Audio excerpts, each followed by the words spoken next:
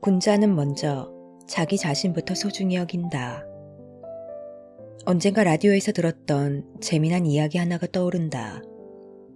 여행은 마음이 떨릴 때 떠나야 하는데 사람들은 보통 마음이 떨리는 시기에 돈이 없다는 것이다. 돈이 생길 나이가 되면 다리가 떨리기 시작하고 다리가 떨릴 때 여행을 가다 보니 여행을 제대로 즐기기 어려워진다. 결론적으로 돈이 좀 부족하더라도 내가 진정으로 즐길 수 있을 때 여행을 가는 게 좋겠다는 이야기였다. 박수 칠 때 떠나라 라는 말이 있다. 전성기가 끝나기 전에 미련 없이 욕심을 그칠 줄 알아야 한다는 의미로 쓰이곤 한다. 이 말에는 사실 두 가지 뜻이 있다. 첫째는 남들이 박수를 쳐줄 때 떠날 수 있어야 한다는 것이고, 둘째는 내가 박수를 칠 수 있을 때 떠나야 한다는 것이다. 여행을 떠나든 전성기를 끝내든 중요한 것은 하나다. 나로 존재할 수 있어야 한다는 것이다. 이렇게 주체적으로 살아가기 위해서 먼저 점검해야 할 부분이 있다. 바로 지나친 욕심을 부리고 있진 않는가이다. 유학 5경의 하나인 주역의 첫 번째 괴는 중천건이다. 이 괴에 속한 각 효의 뜻을 풀어서 쓴 효사에는 지나치게 높이 올라간 용은 후회하게 되니 가득 찬 모양은 오래 지속될 수 없다는 내용이 실려 있다. 인간선을 용에 빗대어 지나친 욕심은 경계해야 함을 일깨우는 대목이다. 욕심의 특징 중 하나는 끝이 없다는 것이다. 간절히 하고 싶었던 일을 하게 되면 금세 또 다른 일이 하고 싶어지는 것이 사람의 마음이다. 그러나 끝이 없는 앓을 뒤쫓는 것은 위태롭다는 장자의 말처럼 유한한 생명을 가진 존재가 무한한 것을 추구하게 되면 스스로를 해칠 수밖에 없다. 불교 경전 수엠봉기경에는 붓다의 탄생에 얽힌 이야기가 있다. 마야 부인이 살나무 아래를 지나다가 꽃이 피고 샛별이 돋아날 때 나뭇가지를 붙잡았다. 그러자 오른쪽 겨드랑이에서 태자가 탄생하였다. 태자는 땅에 떨어지자마자 7걸음을 걸어가 손을 들고서 이렇게 말했다. 하늘 위, 하늘 아래, 나 아님이 없으니 나는 존귀하다. 이 대목은 천상천하 유아독존으로도 잘 알려져 있다. 온 세상이 내가 아닌 것이 없으며 그러한 자신이 귀하다는 붓다의 말에는 설령 많은 것을 가졌더라도 내가 없다면 이 세상은 아무런 가치가 없다는 진리가 담겨 있다. 나 자신을 소중히 여기라 강조하는 것은 모든 철학의 공통된 입장이다. 대학에는 이런 대목이 있다. 군자는 먼저 자기에게 그것이 있은 다음에 남에게도 그것이 있기를 바라며 일단 자기에게 그것이 없고 난 뒤에 남을 나무란다. 먼저 내가 행복한 뒤에 남의 행복을 진심으로 바랄 수 있고 내게 불행이 없은 뒤에 남의 불행을 객관적으로 지적할 수 있는 것은 당연한 이치다. 남의 가슴에 박힌 대못보다 내 손톱 밑에 가시가 더 아픈 것은 이기적인 게 아니라 자연스러운 모습일 뿐이다. 보이는 것에 집중하는 사람은 삶의 기준이 남에게 맞춰져 있다.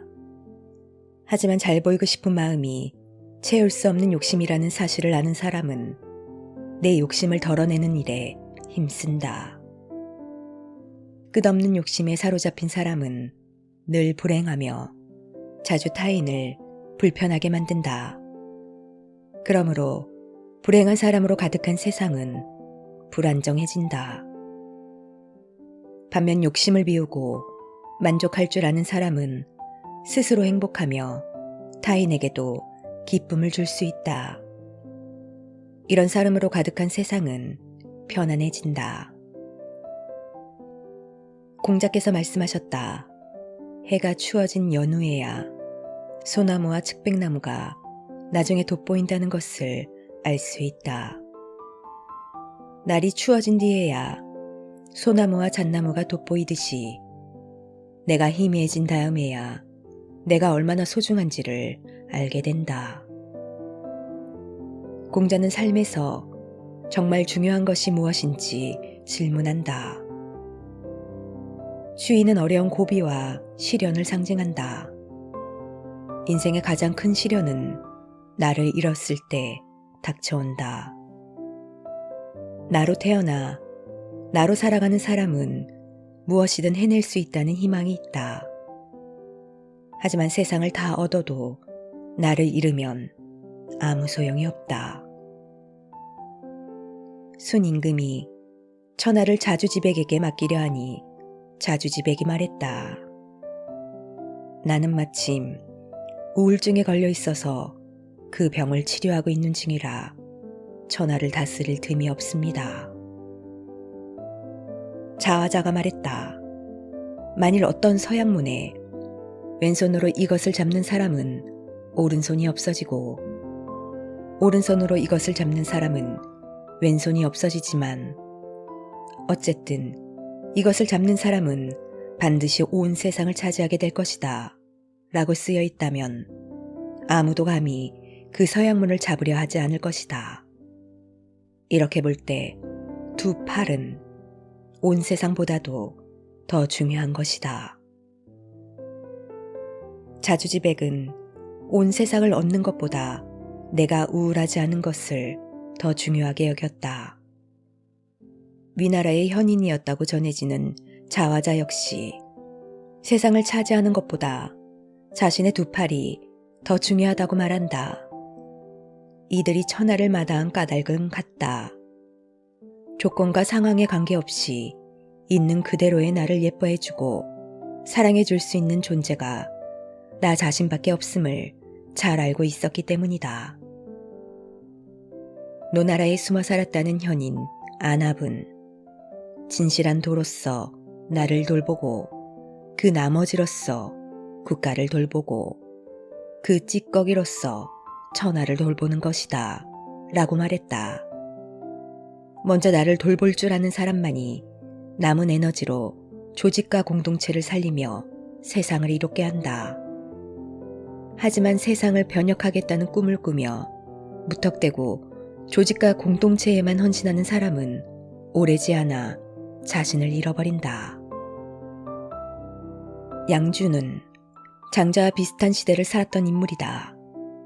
중국의 도가경전인 열자에는 금자라는 인물과 양주, 그리고 양주의 제자인 맹손양의 대화가 실려 있다. 하루는 금자가 양주에게 물었다.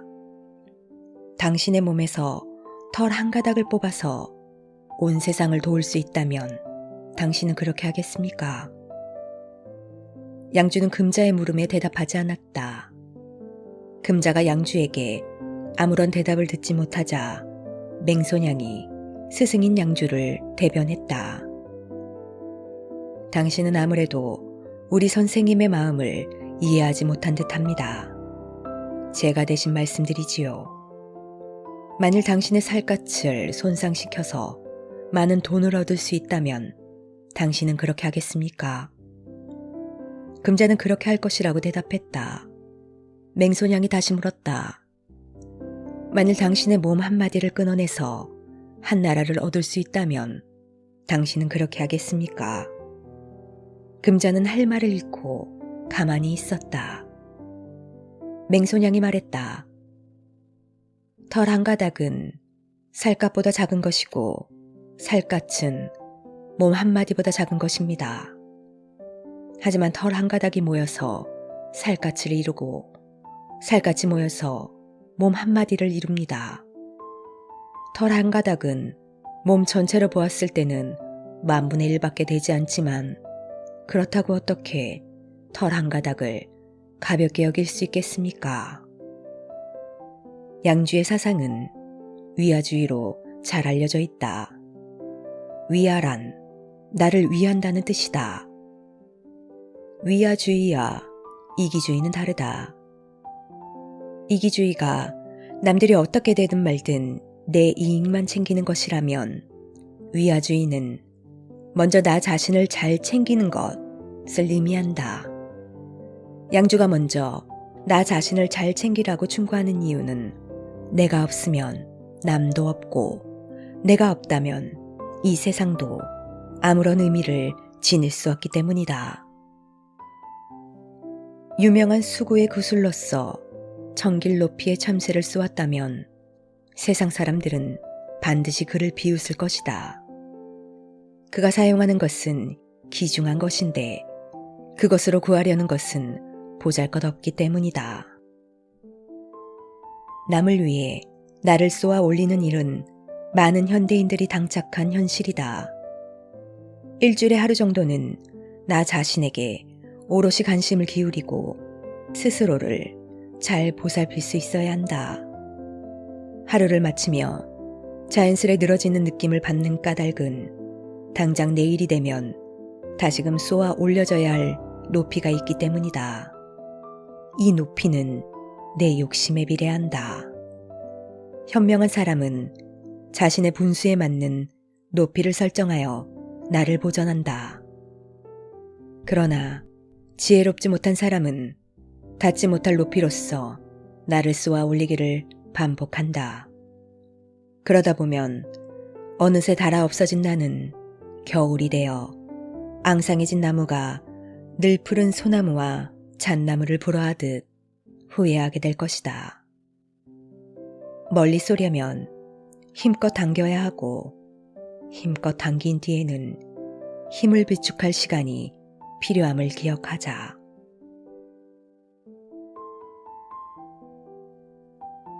진정으로 강한 사람. 한동안 유행처럼 번진 말이 있다. 포스 있다는 표현이다.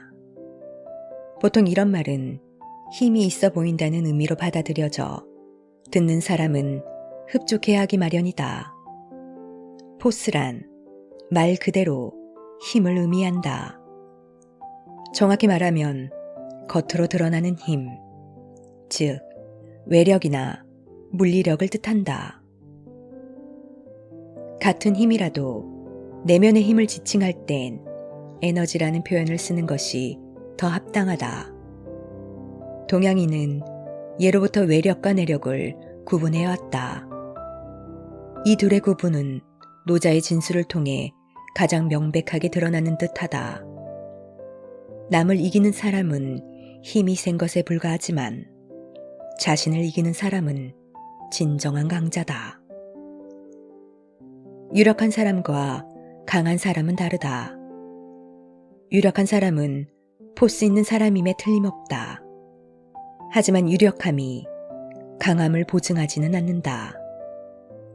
진짜 강한 사람은 활기가 넘치는 사람이다. 활기란 살리는 기운으로 활기가 넘치는 사람은 나를 살리고 남을 살리며 세상을 살리는데 이바지한다. 성인이란 말 그대로 사람이 되었다는 뜻이다. 그렇지만 단순히 주민등록증이 나왔고 대학이나 직장에 들어갔다고 하여 무조건 성인이 되는 것은 아니다. 사람답게 살아갈 수 있는 사람만이 진정으로 성인의 대우를 받을 수 있다. 자아가 말했다. 군자는 3가지 변하는 것이 있으니 멀리서 우러러보면 근엄하고 그에게 다가가면 따뜻하고 그 말을 들어보면 엄격하다. 이는 자아가 스승인 공자를 묘사한 대목으로 군자는 3번을 변한다는 군자삼변으로도 잘 알려져 있다. 이를 통해 자아가 발견한 공자의 3가지 특징적인 면모를 엿볼 수 있다. 첫째는 근엄함이다. 공자는 어떠한 상황에서도 겉으로 드러난 모습이 흐트러지지 않도록 노력했기에 멀리서 보면 근엄해 보였음을 알 수 있다. 둘째는 따뜻함이다. 공자는 흐트러지지 않는 외양을 유지하면서도 가까이서 보면 권위를 내세우지 않았으며 오히려 남을 도우려는 활기를 가졌기에 따뜻했다. 마지막은 엄격함이다. 공자의 말은 스스로를 속이지 않고 또 남을 속이려 하지도 않았기에 엄격했다. 사람이 사람다워지는 길에는 여러 가지가 있다. 자아가 묘사하는 공자의 모습 역시 이 가운데 하나다. 유력함에서 뻗쳐오르는 보스가 있지만 내면의 에너지, 즉 활기가 없는 사람은 멀리서 보면 근엄해 보일 수는 있으나 가까이 다가가면 차갑다. 그리고 그의 말에는 자신의 포스에 흠집이 가지 않게 하려는 기교가 섞여 있는 경우가 많다. 내면의 에너지가 넘치는 사람을 일러 내공이 깊다고 한다. 이런 사람은 겉모습 그 자체보다는 드러나는 자세와 태도에 힘쓴다. 멀리서 내공이 깊은 사람을 마주했을 때 근엄함을 느끼는 까닭은 그들의 카리스마 때문이다. 카리스마란 멋진 옷이나 장신구를 통해서만 얻을 수 있는 것이 아니다. 타인과 세상을 대하는 자세와 태도야말로 한 사람의 카리스마를 결정짓는 포인트가 될 수 있다. 만일 내공이 부실한 상태로 유력함만 가지게 된다면 어떨까? 사람을 유력하게 만드는 대표적인 것들로는 지위, 재물, 명예, 학식 등이 있다. 이것들을 충분히 갖추고도 나와 세상을 살리는 데 쓰지 않고 도리어 남과 나를 해치는 데 사용한다면 그런 유력함은 차라리 없는 이만 못하게 된다. 내공이 깊은 사람에게서 따뜻함을 느끼는 이유는 그의 내면에 무언가를 해치기보다는 살려주고자 하는 마음이 우세하기 때문이다. 내공이 깊은 사람들은 대체로 다른 사람들의 길을 살려주는 경우가 많다. 인한 사람은 자신이 서고자 할 때 남을 세우며 자신이 드러나고자 할 때 남을 드러나게 한다. 자신이 서고자 남을 내리누르고 자신을 드러내고자 남을 감추는 유력함을 일러 폭력이라고 한다. 하지만 내공이 깊은 사람은 자신이 서고자 할 때 먼저 남의 길을 세워주고 자신이 드러나고자 할 때도 먼저 남의 길을 드러내준다. 이것이 내공이 깊은 이들이 가진 활기의 따스함이다. 끝으로 내공이 깊은 사람의 말에는 군더더기가 없다. 스스로를 믿고 남을 믿으며 세상을 믿기에 미사역구로 자신을 포장하거나 남을 속일 필요가 없기 때문이다. 진실하지 못한 사람에게는 때때로 진실이 사납거나 위태롭게 느껴지기도 한다. 하지만 내공이 깊은 사람은 진실한 사람들과 함께 가식으로부터 스스로를 지켜내고자 노력한다. 가식은 쳐내고 진심은 지켜내야 하기에 이들의 말은 엄격할 수밖에 없다. 기성자가 임금을 위하여 싸움닭을 기르고 있었다. 열흘 만에 기성자에게 닭을 싸움시킬 수 있겠는가 하고 물으니 기성자가 대답했다. 안 됩니다. 아직 헛되이 교만하여 기운을 믿고 있습니다. 열흘이 더 지나 다시 물으니 기성자가 대답했다. 아직입니다. 여전히 상대방의 울림이나 그림자의 반응을 보입니다. 열흘이 더 지나 다시 물으니 기성자가 대답했다. 아직입니다. 아직도 상대를 노려보며 기운이 성합니다. 열흘이 더 지나 다시 물으니 기성자가 대답했다. 이제 거의 다 되었습니다. 비록 상대 닭이 울더라도 태도에 아무런 변화가 없게 되었습니다. 그를 바라보고 있자면 마치 나무를 깎아 만든 닭 같습니다. 그의 덕은 완전해졌습니다. 다른 닭들은 감히 덤벼들지도 못하고 보기만 해도 되돌아 달아날 것입니다. 이는 나무를 깎아 만든 닭의 덕이라는 뜻의 고사성어 목계지덕의 유래가 되는 대목이다. 이를 통해 장자는 한 마리 싸움닭이 유력함에서 활기찬 에너지로 포스에서 깊은 내공으로 나아가는 과정을 그려내고 있다. 이처럼 덕이란 단순한 포스, 허세나 교만, 새참 반응, 굽힐 줄 모르는 자존심이 아닌 어떠한 내면의 힘을 의미한다. 덕을 쌓은 닭이 있는 반면 덕이 없어 죽임을 당한 왕도 있다. 맹자, 양의 왕하편에는 제선왕이 맹자에게 신하가 자기의 임금을 시해도 됩니까? 라고 묻는 대목이 나온다. 그러자 맹자는 이렇게 대답했다. 인을 해치는 사람을 적이라고 하고 의를 해치는 사람을 잔이라 하며 잔적한 사람을 일부라 합니다. 일부인 주를 죽였다는 말은 들은 적 있어도 임금을 시해했다는 말은 들은 적 없습니다. 잔적이란 사람을 잔인하게 해친다는 뜻이다. 맹자는 임금이라도 잔적하다면 얼마든지 갈아치울 수 있음을 시사했다. 임금도 그러한 마당에 우리도 예가 될 수는 없다. 자기 자신과 다른 사람을 잔인하게 해치는 사람은 어른의 자격이 없다. 포스보다는 활기찬 에너지를 가진 사람이 진정 강한 사람이다. 그리고 강한 사람만이 진짜 어른, 참된 성인으로 거듭날 수 있다. 앞서 성인이라는 호칭은 사람다운 사람에게만 부합할 수 있음을 자세히 밝혔다. 동양에서 성인의 다른 말은 대인으로, 대인과 군자는 같은 개념이다. 대인의 반대말은 소인이며 소인과 같은 개념으로는 일부가 있다. 무엇이 진정 사람다운 것인지를 치열하게 고민하고 그에 대하여 자신이 깨달은 것들을 실천에 옮기고자 노력하는 사람만이 장차 군자의 삶으로 나아갈 수 있다. 지난 날을 돌이켜보면 나 역시 포스 있는 사람이 되고자 애쓰며 살았다. 중학생 때는 권투를 배워 싸움을 하러 돌아다니기 바빴고 그러다 성인이 되어서는 알코올 중독자로 살았다. 술로는 누구에게도 지지 않겠다는 일념을 고수했다.